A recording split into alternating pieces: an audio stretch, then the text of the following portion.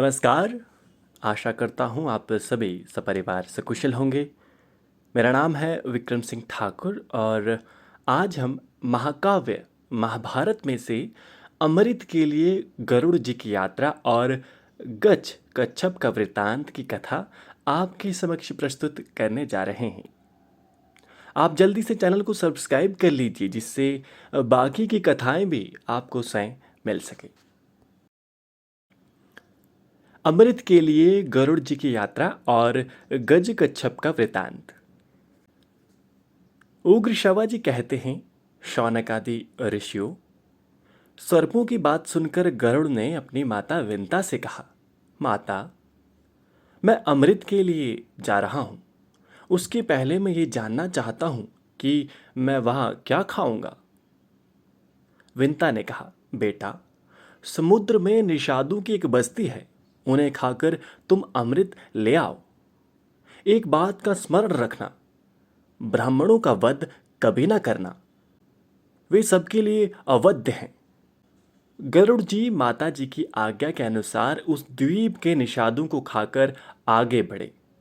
गलती से एक ब्राह्मण उनके मुंह में आ गया, जिससे उनका तालू जलने लगा। उसे छोड़कर वे कश्यप जी के पास गए। कश्यप जी ने पूछा, बेटा, तुम लोग सकुशल तो हो? आवश्यकता अनुसार भोजन तो मिल जाता है ना?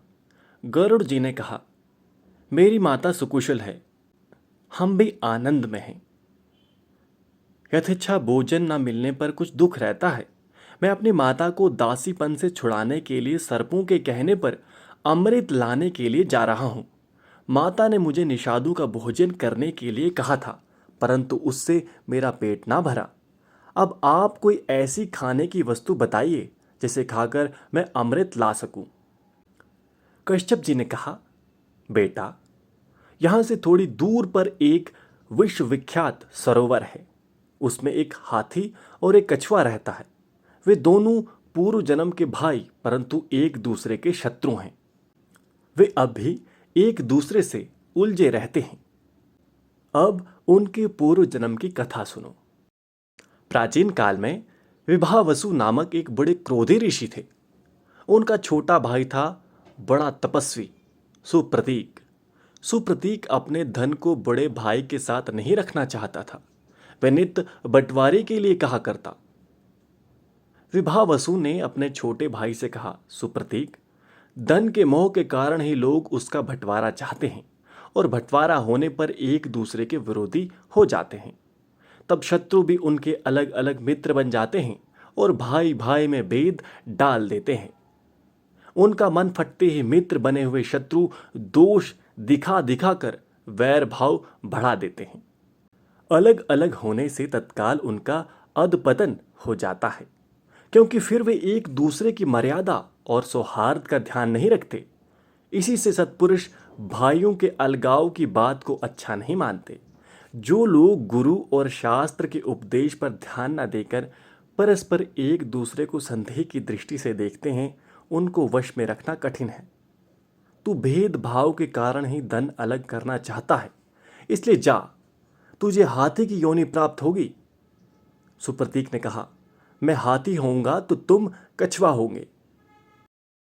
गरुड़ इस प्रकार दोनों भाई धन के लालच से एक दूसरे को शाप देकर हाथी और कछुआ हो गए हैं। ये पारस्परिक द्वेष का परिणाम है।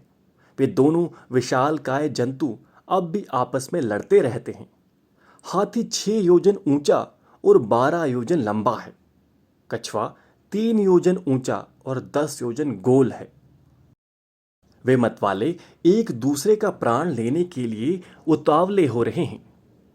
तुम जाकर उन दोनों भयंकर जंतुओं को खा जाओ और अमृत ले आओ। कश्यप जी की आज्ञा प्राप्त करके गरुड़ जी उस सरोवर पर गए। उन्होंने एक नख से हाथी को और दूसरे से कछुए को पकड़ लिया तथा आकाश में बहुत ऊंचे उड़कर अवलंब तीर्थ पर जा पहुंचे। वहां सुवर्ण गिरी पर बहुत से देव वृक्ष लहलहा रहे थे। वे गरुड़ को देखते ही इस भय से कांपने लगे कि कहीं इनके धक्के से हम टूट ना जाएं। उनको भयभीत देखकर गरुड़ जी दूसरी ओर निकल गए। उधर एक बड़ा सा वटवृक्ष था। वट वृक्ष ने गरुड़ जी को मन के वेग से उड़ते देखकर कहा कि तुम मेरी 100 योजन लंबी शाखा पर बैठकर हाथी और कछुए को खा लो। ज्यों ही गरुड़ जी उसकी शाखा पर बैठे, त्यों ही वे चढ़चढ़ाकर टूट गई और गिरने लगी। गरुड़ जी ने गिरते गिरते उस शाखा को पकड़ लिया और बड़े आश्चर्य से देखा कि उसमें नीचे की ओर सिर करके वालखिल्य नामक ऋषिगण लटक रहे थे। गरुड़ जी ने गिरते गिरते उस शाखा को पकड़ लिया और बड़े आश्चर्य से देखा कि उसमें नीचे की ओर सिर करके वालखिल्य नामक ऋषिगण लटक रहे थे। गरुड़ जी ने सोचा कि यदि शाखा गिर गई तो ये तपस्वी ब्रह्म ऋषि मर जाएंगे। अब उन्होंने झपट कर अपनी चोंच से वृक्ष की शाखा पकड़ ली और हाथी तथा कछुए को पंजे में दबाए आकाश में उड़ने लगे। कहीं भी बैठने का स्थान न पाकर वे आकाश में उड़ते ही रहे। उस समय उनके पंखों की हवा से पहाड़ भी कांप उठते थे। वालखिल्य ऋषियों के ऊपर दयाभाव होने के कारण वे कहीं बैठ न सके और उड़ते उड़ते गंधमादन पर्वत पर गए। कश्यप जी ने उन्हें उस अवस्था में देखकर कहा, बेटा, कहीं सहसा साहस का काम ना कर बैठना। सूर्य की किरण पीकर तपस्या करने वाले वालखिल्य ऋषि क्रुद्ध होकर कहीं तुम्हें भस्म न कर दें। पुत्र से इस प्रकार कहकर उन्होंने तप शुद्धि वालखिल्य ऋषियों से प्रार्थना की। तपोधनो, गरुड़ प्रजा के हित के लिए एक महान कार्य करना चाहता हूं, आप लोग इसे आज्ञा दीजिए। वालखिल्य ऋषियों ने उनकी प्रार्थना स्वीकार करके वट वृक्ष की शाखा छोड़ दी और तपस्या करने के लिए हिमालय पर चले गए। गरुड़ जी ने वे शाखा फेंक दी और पर्वत की चोटी पर बैठकर हाथी और कछुए को खाया। गरुड़ जी खा पीकर पर्वत की उस चोटी से ऊपर की ओर उड़े। उस समय देवताओं ने देखा कि उनके यहाँ भयंकर उत्पात हो रहे हैं। देवराज इंद्र ने बृहस्पति जी के पास जाकर पूछा, भगवान, यकायक बहुत से उत्पात क्यों होने लगे हैं? कोई ऐसा शत्रु तो नहीं दिखाई पड़ता जो मुझे युद्ध में जीत सके।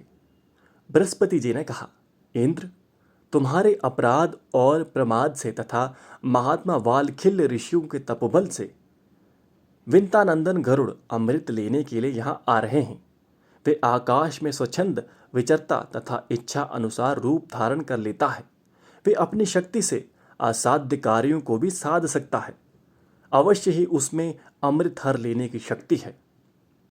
बृहस्पति जी की बात सुनकर इंद्र ने अमृत के रक्षकों को सावधान करके कहा कि देखो, परम पराक्रमी पक्षीराज गरुड़ यहाँ से अमृत ले जाने के लिए आ रहे हैं, सचेत रहो।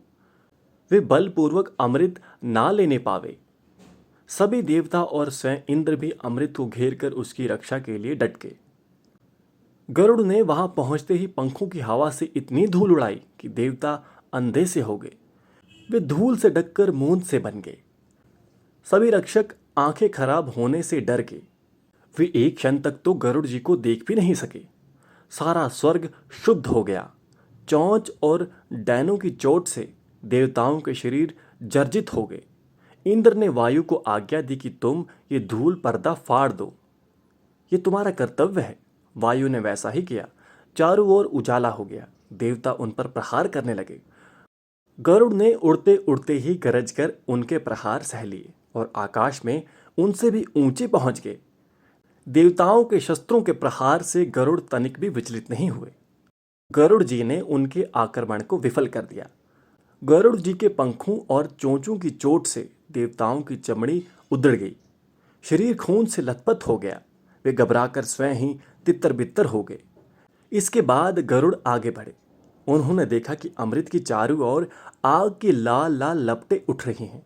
अब गरुड़ ने अपने शरीर में 8100 मुंह बनाए तथा बहुत सी नदियों का जल पीकर उसे धधकती हुई आग में उधेड़ दिया। अग्नि शांत होने पर छोटा सा शरीर धारण करके वे और आगे बढ़े।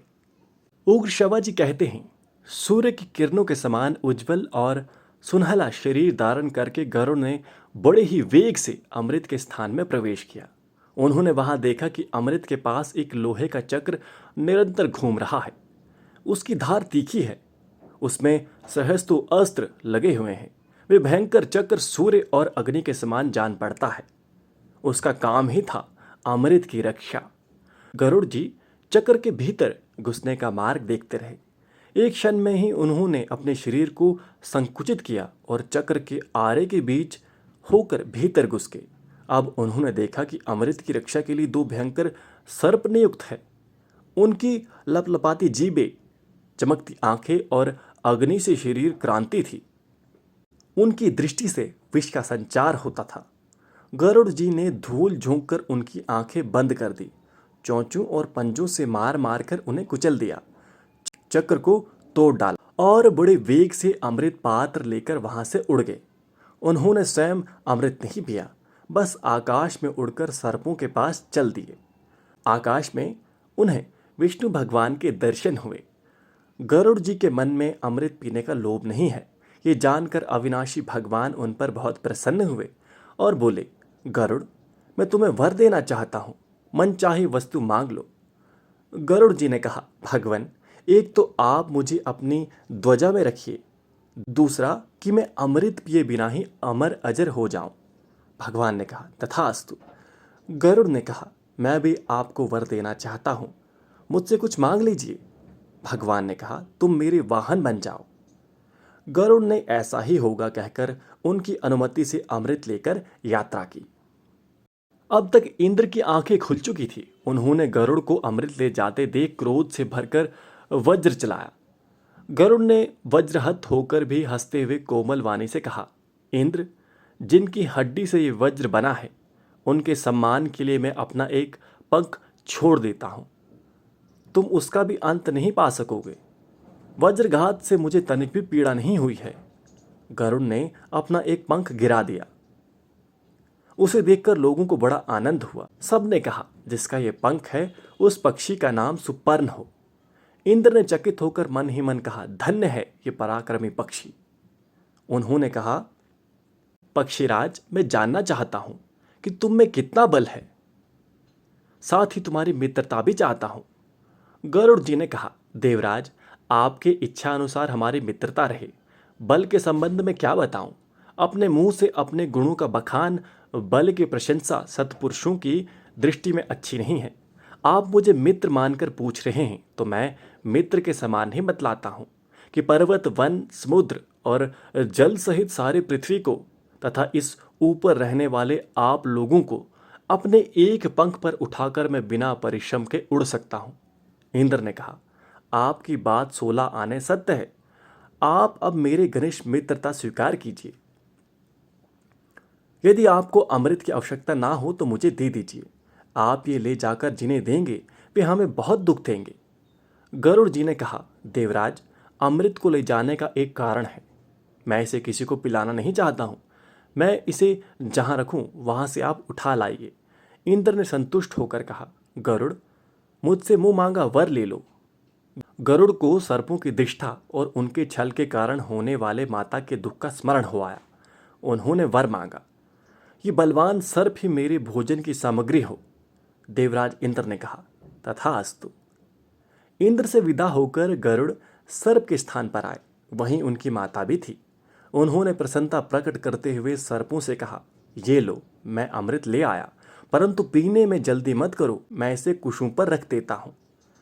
स्नान करके पवित्र हो लो, फिर इसे पीना। अब तुम लोगों के कथन अनुसार मेरी माता दासीपन से छूट गई, क्योंकि मैंने तुम्हारी बात पूरी कर दी है। सर्पों ने स्वीकार कर दिया। जब सर्पगण प्रसन्नता से भरकर स्नान करने के लिए गए, तब इंद्र अमृत कलश उठाकर स्वर्ग ले आए। मंगल कृतों से लौटकर सर्पों ने देखा तो अमृत उस स्थान पर नहीं था। उन्होंने समझ लिया कि हमने विंता को दासी बनाने के लिए जो कपट किया था उसी का ये फल है। फिर ये समझ कर कि यहाँ अमृत रखा गया था, इसलिए संभव है कि इसमें उसका कुछ अंश लगा हो। सर्पों ने कुशों को चाटना शुरू किया। ऐसा करते ही उनकी जीभ के 2 टुकड़े हो गए। अमृत का स्पर्श होने से कुश पवित्र माने जाने लगा। अब गरुड़ कृतकृत होकर आनंद से अपनी माता के साथ रहने लगे। वे पक्षीराज हुए। उनकी कीर्ति चारों ओर फैल गई और माता सुखी हो गई। तो आपको हमारे द्वारा ये बताई हुई कथा कैसी लगी मित्रों, हमें कमेंट बॉक्स में ज़रूर बताएं। धन्यवाद। जय श्री कृष्ण।